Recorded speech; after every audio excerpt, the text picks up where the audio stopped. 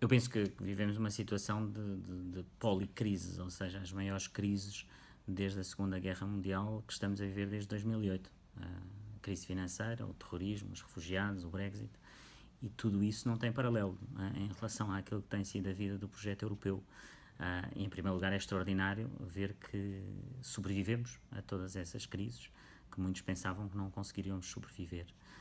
E que ultrapassamos essas crises, estamos a ultrapassá-las e que vemos hoje um ambiente totalmente diferente na Europa, sobretudo a partir da eleição do presidente Macron, que foi um presidente que foi eleito um país dos maiores países da Europa, a falar na Europa, com bandeiras europeias e com um projeto para a Europa. E, portanto, isso dá-nos bastante esperança. Agora, a Europa tem que decidir o que é que quer ser. O que é que a Europa quer ser? Quais vão ser os poderes da Europa em relação aos poderes nacionais? Porque aquilo que nós vivemos é, muitas vezes, essa discussão entre o que é feito ao nível nacional e o que é feito ao nível europeu.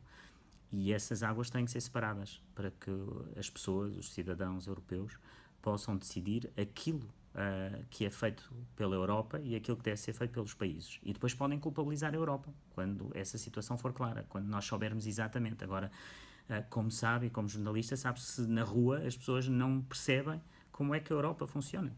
E nós temos que clarificar as funções da Europa. Eu acho que esse é aquilo que eu gostaria, que estes cenários do livro branco do Presidente Juncker fossem um renascer de uma Europa que é clara para as pessoas. E, portanto, quais são as nossas missões? O que é que nós fazemos? O que é que a Europa quer ser?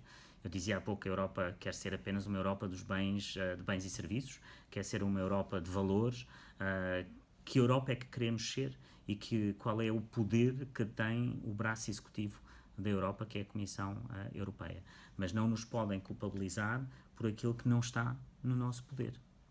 Ou seja, o Presidente Juncker utiliza sempre o exemplo do desemprego jovem, que é um flagelo. No caso do desemprego jovem, os países, os Estados-membros, têm nas suas mãos mais de 99% do orçamento para o desemprego jovem. E depois a Comissão tem uma gota d'água desse orçamento. E muitas vezes culpabilizam-nos. Porque a Europa não fez. Mas não somos nós que temos a capacidade de o fazer.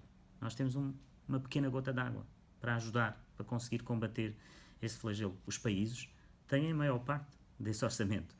E eu acho que como isso não está claro nas pessoas, é muito fácil culpabilizar a Europa. Portanto, eu acho que estes 2 anos vão ser importantes para aproveitar aquilo que tem sido a tragédia do Brexit, para definir o que é que queremos que a Europa seja. Isso são os países que têm que dizer, não é a Comissão Europeia. São os países que têm que decidir que cenário querem, o que é que querem que a Europa seja. E depois, a partir daí, eu acho que as pessoas vão ligar e reconectar a essa Europa, porque vão perceber a Europa. O que é que o Comissário quer que a Europa seja?